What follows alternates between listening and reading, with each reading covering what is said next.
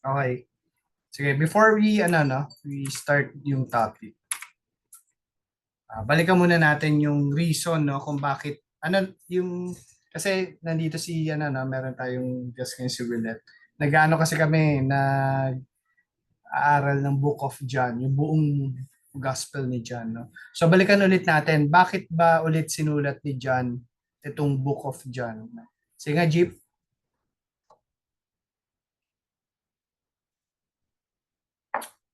pabasa, Pops.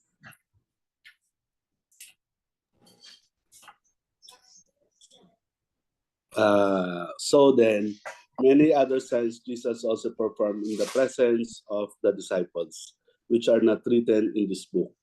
But these have been written so that you may believe that Jesus is the Christ, the Son of God, and that by believing you may have life in His name. Yun. So ano raw, Pops? Anong reason ni John kung bakit niya sinulat tong libro na to? So that we may believe that Jesus is the Son of God. Yes. Dahil pag naniwala ka raw, You will have eternal life, life in His name. you may have life in His name. So ang focus ng book na to is clear, no? Si Jesus yung focus, no? Hindi ikaw, hindi tayo, di ba? Ibig sabihin, hindi yung problema mo. Kasi di ba minsan ganun, na parang magbabasa ka ng Bible kasi may problema ka. So ang nasa focus mo, yung problem mo habang iniintindi mo yung mga verses, nasa isip mo problema mo. Okay naman yun, no? Hindi naman yan masama, no?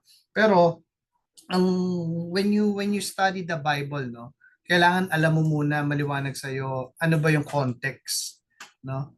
According kay John, ang purpose niya kung bakit niya sinulat to, it's all about Jesus, no? So babasahin natin yung libro na to na ang focus natin kung sino siya, di ba? So, tonight, no, ang topic natin is chapter 4, no? Jesus heals an official son, no? So continuation to, no, itong topic na to, continuation to dun sa Samaritan woman. So para maintindihan natin ulit, no, itong part na to, recap tayo ng konti, recap tayo ng konti about the Samaritan woman. So ano ulit yung story about the Samaritan woman? Kung naalala natin, no, si Jesus galing sa Jerusalem, no, sa Judea, no, doon siya galing siya sa temple nung nagalit siya doon sa yung ginagawang marketplace yung temple. Ngayon, sabi niya, marami na raw nakakaalam na Pharisees na nagbibinyag sila, nagbabaptize sila. So, pabalik na siya sa hometown niya, dito sa Galilee, dito sa north, no? Ito yung Galilee, no? Diyan na sila pupunta. So, babiyahe siya from south to north, no? Normally, ang ruta nila, itong blue line, dyan ang daanan nila, no? Pag pupunta sila dito sa lugar na to. Pero iba dinaanan ni Jesus. Ang dinaanan niya, itong pink line, no? Dumaan siya rito. Bakit? Kasi gusto niya sadyain yung Samaritan woman na nandito sa area na to. Ibig sabihin, gumawa siya ng appointment, no? Gumawa ng appointment si Jesus dun sa woman. Pero, walang kaalam-alam yung babae, di ba? Walang kaalam-alam yung Samaritan woman na pupuntahan siya ni Jesus. At ang matindi pa doon, no, sa story na to, for the first time, si Jesus, no, he declared that he is the Messiah. Hindi niya sinabi yon sa disciples niya, hindi niya sinabi yon kay Nicodemus na isang Pharisee, wala siyang sinabihan. Ito pa lang yung first time niya sinabi that he is the Messiah. Kanino? To this woman, no? To this woman. Yung woman na sobrang naka-experience sa matinding rejection, kumbaga tinalikuran na siya ng mundo, pero para kay Jesus, no? Pinakita ni Jesus na mahalaga siya, no? Mahalaga yung buhay niya para kay Jesus.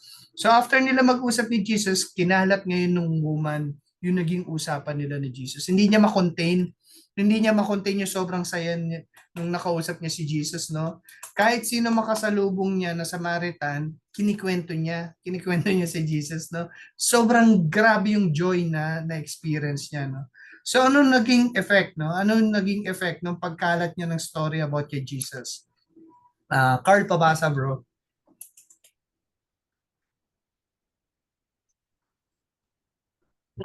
Many of the Samaritans from the town believed in him because of the woman's testimony. He told me everything I ever did. So when the Samaritans came to him, they urged him to stay with them, and he stayed 2 days. And because of his words, many more became believers. Yun. So ano naging effect ng testimony raw nung babae? Ano raw naging effect nun, bro? Many more became believers. Para may Yun. mga na-disciple sila eh. No? Tama, no? Yung mga Samaritans, dinumog ngayon si Jesus. Tandaan natin ha, yung mga Samaritans, hindi sila kalahi ni Jesus, no? Jew si Jesus Hudyo siya eh. So in short, hindi niya kaure, hindi niya kababayan itong mga Samaritans. Gentiles, no? Pag sabi mong Gentiles, yun yung mga hindi Jew. No? Gentile lang Samaritan. So mababa ang tingin ng mga Jews sa mga Samaritans, no? Pero ano daw nangyari sa mga Samaritans na to? Sabi nga ni Carl, no? Many became believers. Ang question ko ngayon, ano yung reason bakit sila naniwala kay Jesus? Ano yung reason ng mga Samaritans na to? Ba't sila naniwala dun sa woman and then kay Jesus? Si Bro Joseph. Hirap ng tanong sa akin, ah. Bakit sila naniwala? Dahil Dahil sa, ano na, yan, tama. Dahil sa testimony. yes, dahil sa testimony ng babae. Dahil doon sa testimony ng babae. Alam niyo no, before ko sinurrender yung life ko kay Christ, no. Before sobra akong religious. Pero madalas ang prayer ko ganito, yung gusto ko muna baguhin ni Jesus yung sitwasyon ko, i-solve niya muna yung problema ko before ako maniwala sa kanya or before ako magpapanata sa kanya. For example, no, sasabihin ko muna, Lord, pag naayos mo itong problema ko na to, magsuserve ako sa iyo. Lord, pag nanalo ko sa competition na to, araw-araw akong magsisimba sa iyo.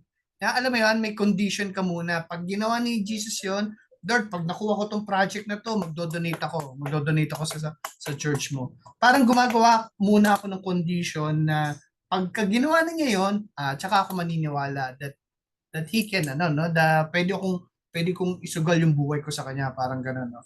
Before, gusto ko munang makakita ng parang milagro, no? Gusto ko munang makakita ng paggalaw niya sa buhay ko before ako maniniwala sa kanya. Parang ano yan? Parang to see is to believe. Di ba? Pero, pansinin mo itong mga Samaritans na to, no?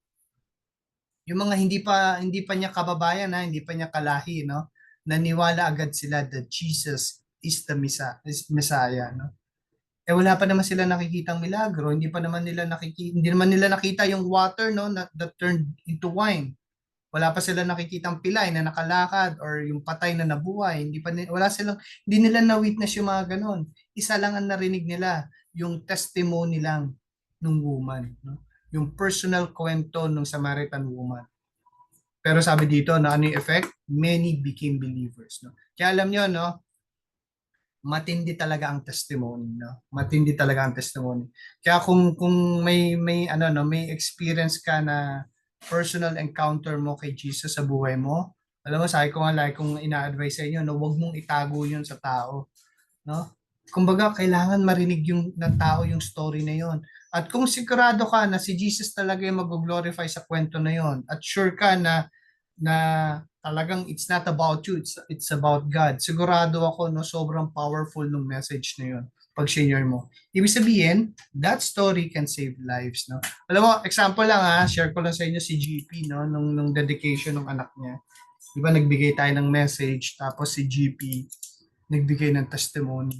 Alam mo na nagbibigay ng testimony si GP, di ba, Pops? Yung mga tao, ang nakita ko lang kasi yung mga waitress nasa gilid, iiyakan no? Tapos, nakwento sa akin ng kaibigan ko, si Mako, Pops, kwento sa akin ni Tope, yung asawa ni Mako, si Gons, iyak daw na iyak nung narinig. Hindi kasi nila alam yun nangyari sa'yo. So, ibig sabihin, no, may impact talaga ang testimony, no? May yung personal experience mo. Kumbaga, hindi mo kailangan talaga mag-share ng malalalim na verse, marami kang alam sa Bible, doctrine, no? Hindi nakaka-save yun Ang nakaka-save yung talagang personal experience mo, no? Tingnan mo tong sa woman, no? Dahil sa testimony niya, nagstay pa si Jesus ng 2 araw. Nagstay doon, nagpaliban siya ng lakad, no? Kasi request ng mga Samaritans, gusto pa niyang, hindi pa sila solve, no? Gusto pa nila makapiling si Jesus, no? Ibig sabihin, sobrang init, no, ng pagtanggap nila kay Jesus. So, nung tutuloy na si Jesus ng biyahe niya, no, pauwi dun sa hometown niya, papunta dun sa totoong kababayan niya, totoong kalahi niya, no? Ano ang nangyari?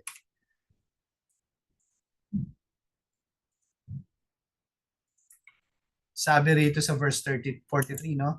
After the 2 days, he left for Galilee. Sabi ni John, no, nag-open and close, no, parang tayo kinakausap niya, no. Sabi niya, now Jesus himself had pointed out that a prophet has no honor in his own country, no. So, after daw noon, sinabihan ni Jesus yung mga disciples niya. Okay, no, parang ito, no, okay, uwi na tayo.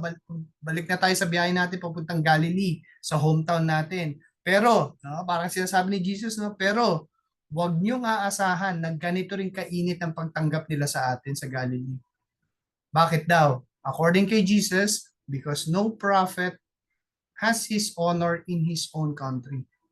So ibig sabihin, alam ni Jesus na hindi sila tatanggapin sa sarili nilang lugar. Alam ni Jesus na ire-reject siya ng mga Jews. No, kung naalala nyo, no, nung pinag-aralan natin chapter 1, ano sabi ni John? Si Jesus daw came to his own people and even they rejected him. Alam niyo, sobrang kakaiba tong truth na to, no? Ako, sobrang akong na-amaze talaga rito sa yung truth na yan, no? Kasi hanggang ngayon makikita mo yan, no? Hindi ko alam kung bakit sobrang evident yan, no, yung bagay na yan. No? Ang hirap mag-share ng gospel sa mga malalapit sa atin, no? Like sa magulang mo, sa mga kapatid mo, di ba? Kung ibang tao pinapakinggan ka, pero pag mga taong malapit sa iyo, parang mas mahirap i-reach out, no? Magkukos pa minsan ng away, di ba? Parang nagiging sensitive masyado. Imagine si Pastor Peter na lang di ba? Sobrang galing na niya mag-preach, di ba? Pero sarili niyang tatay ayaw din siya pakinggan. Ano ginawa niya para ma-reach out yung tatay niya? In-invite niya si Pastor Bill Bright, no? Yung sa CFC. In-invite niya yun para share yun. Hindi pa siya, no? Hindi pa talaga siya. Kasi ito yung reason na yun, no? Na sinasabi ni Jesus, no? Na talagang hirap, no? Pag sarili mong bayan, sila pa yung magre-reject sa'yo. Ako, ang isa ko lang nakikita kung bakit, kasi yung familiarity. Because of familiarity. Kasi si Jesus na experience din yun, no? Sabi ng mga tao, parang pag sinasabi sa yung Messiah, paano magiging Messiah? Yan, anak ng karpentero yan. Di ba? Paano magiging, kahit yung mga kapatid ni Jesus, minamock siya Sila Jude, sila James, minamock siya Parang paano ka magiging Messiah?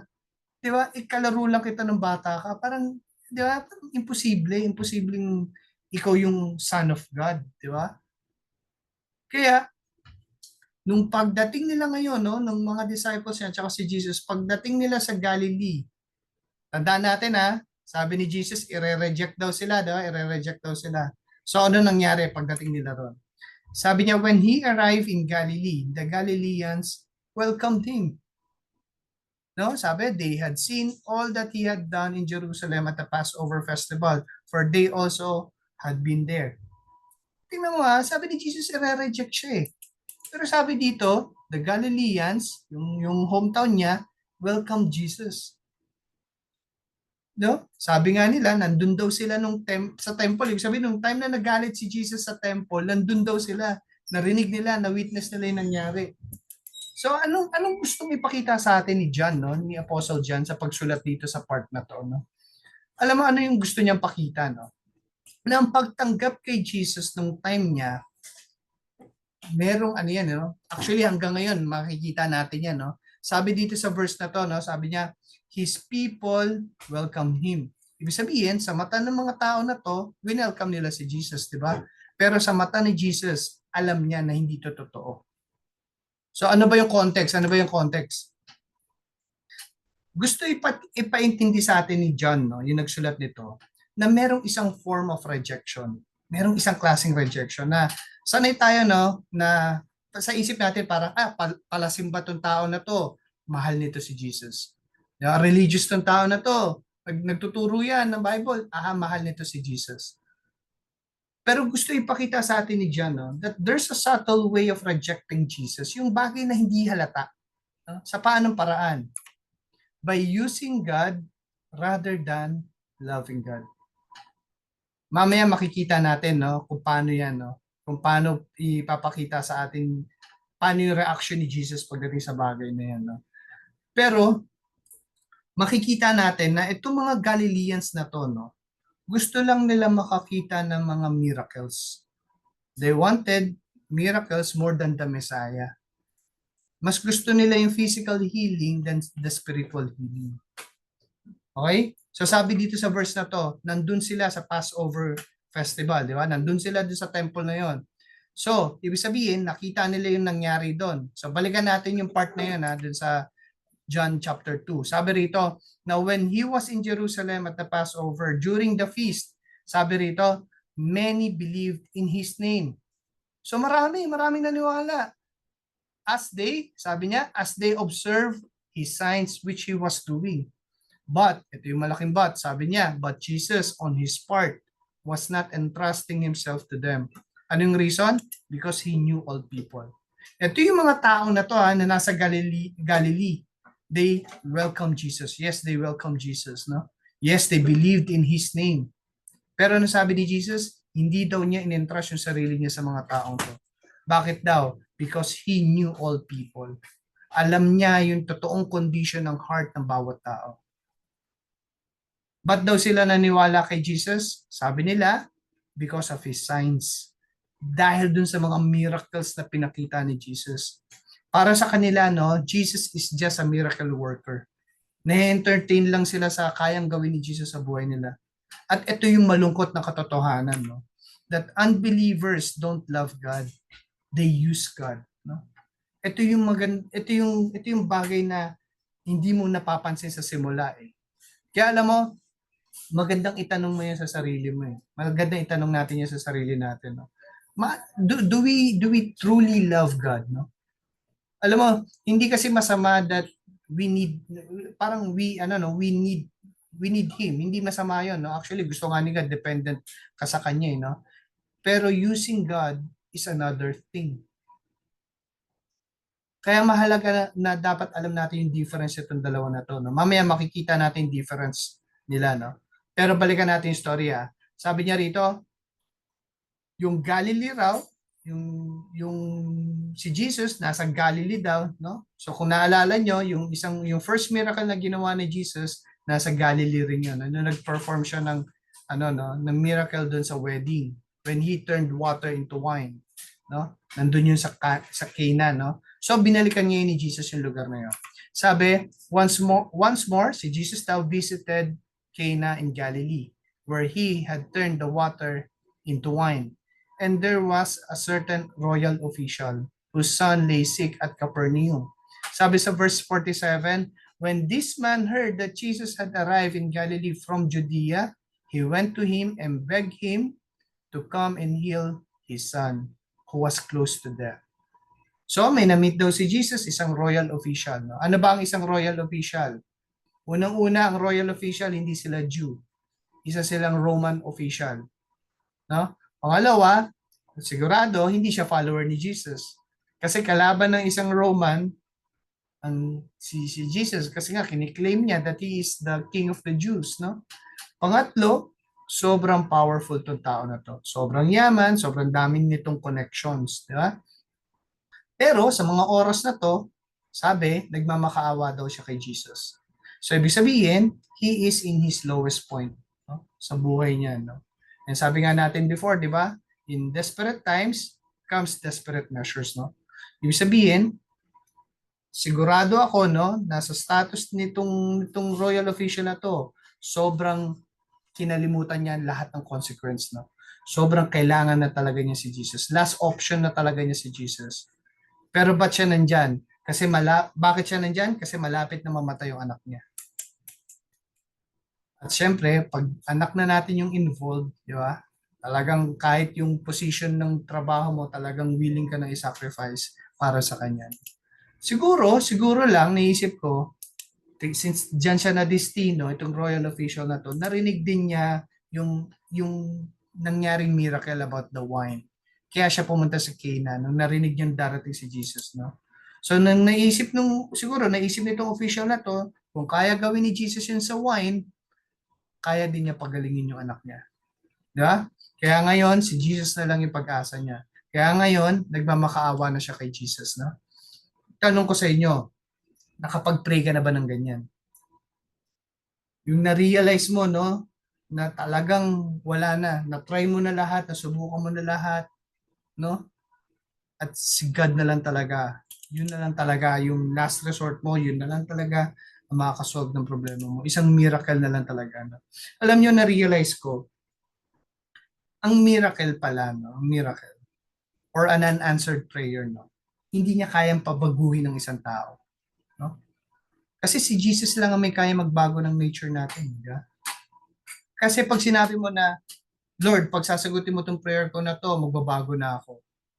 Actually, ang sinasabi mo doon, Lord, kumbaga, I will use my willpower to change myself para bayaran ko yung pagsagot mo sa dasal ko.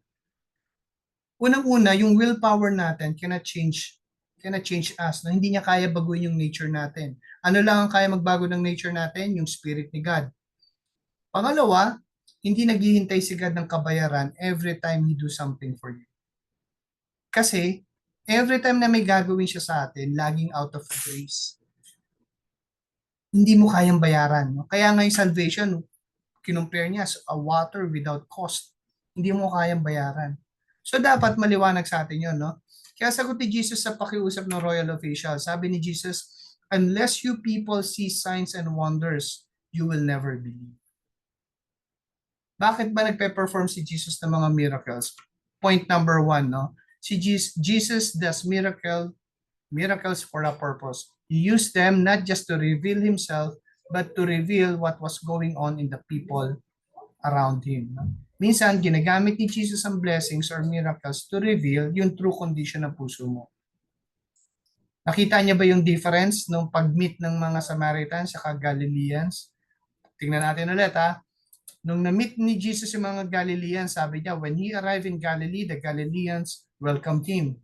They had, ano sabi? They had seen all that He had done in Jerusalem. Yun agad ang focus. Nakita ko yung mga miracles niyan. Kaya, wini-welcome ka namin. Pero paano siya wini-welcome ng Samaritans? So when the Samaritans came to Him, they urged Him to stay with them. And He stayed 2 days. And because of His words, many more became believers. Paano sila naging believers? Because of His signs? Hindi. Because of His words. Wala silang nakitang miracle. Pinakinggan lang nila yung truth na nanggaling kay Jesus. Ang laking difference yan. Alam niyo, no? Si God, alam niya yung heart ng bawat tao. Sabi niya, no? And He knows, no? Yung difference ng true worshipers at yung hindi. So itong royal officer, no, nagmakaawa siya kay Jesus, no, to heal his son. Sabi niya, sabi niya kay Jesus, no, Sir, come down before my child dies. Ano sagot ni Jesus sa kanya? Go, your son will live.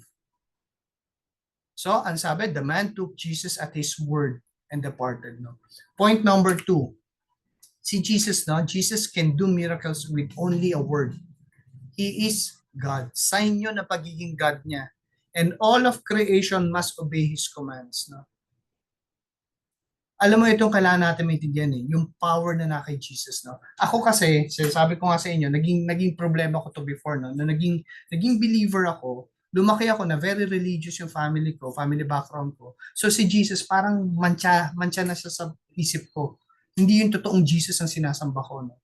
So hindi ko nakikita yung power in Jesus. No? Sa creation, nung sinabi ni God, no? Sabi ni God, let there be light. Ano nangyari? Sabi ng Bible, then there was light. Hindi nila ginawa yung light. Ano lang ginawa nila? Sinabi lang niya, inutter lang nila yung word. And then there was light. Ibig sabihin, there is power in His word. At si God lang ang may ganung power. Wala nang iba. Ang created beings, walang ganung power. Ang mga angels, walang ganung power. Yung power sa word, si God lang ang meron nun. Si Satan, gusto niya nung ganung power. Pero walang power yung voice ni Satan. Ang problema, no, dinideceive niya yung mga tao. Dinideceive niya tayo. Sinasabi niya sa atin na merong power yung word mo. At ngayon makikita mo yan. Sobrang sikat na yan. Sikat na sikat yan. Kahit sa mga yung nag-vlog, Kahit mga artista, sinasabi nila, ano yung sinasabi nila? Ano yung word na yun, Pops? Yung usong-uso ngayon? Yung may power yung word? Sino nakakaalam? Manifest. Yes. Manifestation. Manifestation. Yun yung manifestation. Yun ang ibig sabihin ng manifestation. Na may power yung word mo. Diba? Pag inulit-ulit mo daw sabihin ng isang bagay, mangyayari yun. Yung, kumbaga, pag sinabi mo, you manifest na yayaman ka. You manifest na mapapakasalan ko tong tao na to. Magkakatotoo raw yun. Ang problema, walang power yung word mo. Walang power yung voice mo. At yung philosophy na yun, nanggaling yun sa devil. Because the devil knows that only God has that power. At same yung temptation niya sa garden, ganun din ang temptation niya sa tao ngayon. Sabihin mo lang yung bagay na gusto mo, magkakaroon ka nun. You will be like God. Yun eh. You will be like God. Sabi niya kay Adam and Eve, if when you eat this fruit, you will know good and evil. You will be like God. So, ibig sabihin, no, si Jesus, siya lang yung may ganung power, no? That all of creation must obey His command. Ibig sabihin, walang choice yung creation, but to obey Him. Wala silang option, no? Pag sinabi ni Jesus to, magkakatotoo to. In short, no, ano yung pinapoint out ko rito? Kung gusto ni Jesus ibigay yung hinihiling mo, sa isang salita niya lang, makukuha mo yun. Ibig sabihin, hindi issue yung pagkuha mo ng bagay na yun. Ang tanong, kagustuhan ba yun ng Diyos? Kasi kung kagustuhan niya yun, mangyayari yun eh. Kasi kung hindi mo nakukuha yung bagay na gusto mo, baka sa mata ng Diyos, hindi yun yung tama. Sabi ko before, di ba, we don't pursue happiness. We pursue righteousness. Huwag mong habulin kung saan ka sasaya. Ang habulin mo o hanapin mo kung ano ba yung tama sa mata ng Diyos. No? Kasi minsan, no, pag sinabi ng Bible na God will provide all our needs. Ang naiisip mo doon sa needs, abundant life, pera, trabaho, magandang bahay, magandang kotse, yun yung nasa isip mo sa need eh. Pero alam mo, yung problema, need din yun. Yung sakit, need din yun.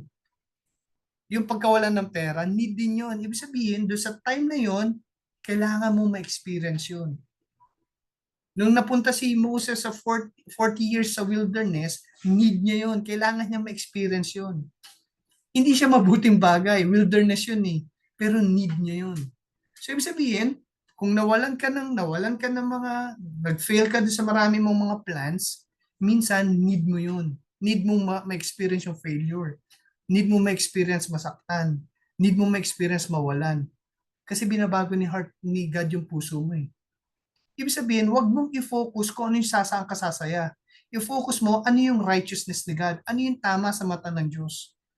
Kung gusto niyang pagdaanan mo yung season of drought, kung gusto niyang maglakad ka sa darkest valley, kailangan mo siyang pagkatiwalaan. Kailangan mo magtiwala na meron siyang reason. May plano si God dun sa pain na na-experience mo. Kailangan mo magtiwala sa Kanya. Kasi yun yung sa mata niya, in His wisdom, in His infinite wisdom or knowledge, ang paniwala niya, kailangan mo yun. At para to humble you, no? Para malaman mo na yung solusyon wala na sa kamay mo. God is sovereign. God is in control at hindi tayo yun. Hindi tayo yung sovereign. Siya ang may hawak ng lahat, no? So ang tanong ngayon, gumaling ba yung anak ng official? Sabi dito, no, while he was still on the way, no, his servants met him with the news that his boy was leaving. So pauwi siya, may sumalubong sa kanya, mga servants niya, no? Tapos sabi niya, oh, yung anak mo nabuhay. So sabi ng verse 52, when he inquired as to the time when his son got better, ano sagot ng mga servants? Yesterday. Ibig sabihin malayo yung hometown niya, no? Ibig sabihin araw ang biyahe, no? Kailan gumaling? Yesterday. At 1 in the afternoon, sinabi niya yung yung oras, sabi ng servant. Nung mga 1 o'clock, ganun, yung fever na wala. So ngayon, sabi nung official, then the father realized that this was the exact time at which Jesus had said to him, your son will live. So he and his whole household believe. No? When God heals, He heals at the sound of His voice.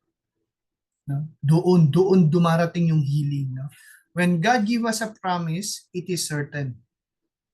Pag sinabi ni God, no, whoever believes in His Son will never die and will have eternal life. It is certain. Pwede mong itaya yung buhay mo sa promise na yun. No? At hindi yun nakadepende sa'yo. Yung pagbabago mo, hindi ikaw ang gagawa. Si God ang magbabago sa'yo. Sabi sa verse 15, no, when Jesus answered the official, sabi niya, go, your son will live. Sabi nung official, di ba? The man took Jesus at his word and departed. Nagtiwala siya doon sa sinabi niyang promise. We must take Jesus at his word. No? Sabi ni Jesus, no, heaven and earth will pass away, but my word will never pass away. So may pinapagawa si God sa iyo ngayon, no, pero natatakot kang gawin kasi alam mo, meron ka pang kailangan ayusin, may iba ka pang priorities, no? Kailangan mong magtiwala dun sa voice na yun. No? Siya ang gagawa, hindi ikaw, no? Tayo, nandun tayo sa anong role natin, we need to believe. Diba? If God promised you something, take His word for it. Continue to trust, no? Pag nagdududa ka na dahil sa hirap, kasi totoo yun, magdududa ka in the process, no? Dahil sa hirap na pinagdadaanan, nagkakaroon ka ng doubts, anong kailangan mong gawin? Bumalik ka sa truth. Pwede ka magduda, pero wag mong tambayan yun. Kailangan mong bumalik to sa truth. Continue believing. Sabi sa last verse, this was the second sign Jesus performed after coming from Judea to Galilee. No? 7 signs ang pinakita ni John dito sa book na to about to sa mga ginawa ni Jesus. No? And this is the second sign. No? First, yung water turned into wine. Second, Jesus heals an official son na voice lang niya. Hindi niya hinawakan, hindi niya nilagyan ng putik yung mata, hindi niya kinausap. Malayong lugar, ilang araw yung biyahe, pero nagsalita lang si Jesus, gumaling. No? Why? Because only God has the power in His word. No? Hindi tayo ang mag-manifest ng buhay natin. No? Ang trabaho natin is to submit to His plans. Kung hindi ka man maka-experience ng healing na gusto mo, continue to believe. Hindi lahat gumagaling. Hindi issue rito yung paggaling. Ang issue rito, Jesus is sovereign. He is in control. No? Hindi, wag tayong umasa or kumapit dun sa miracle. Sabi yung mga Samaritans, they believe because of His word. No? Why? Because Jesus is the Son of God. No? And by believing, you may have life in His name.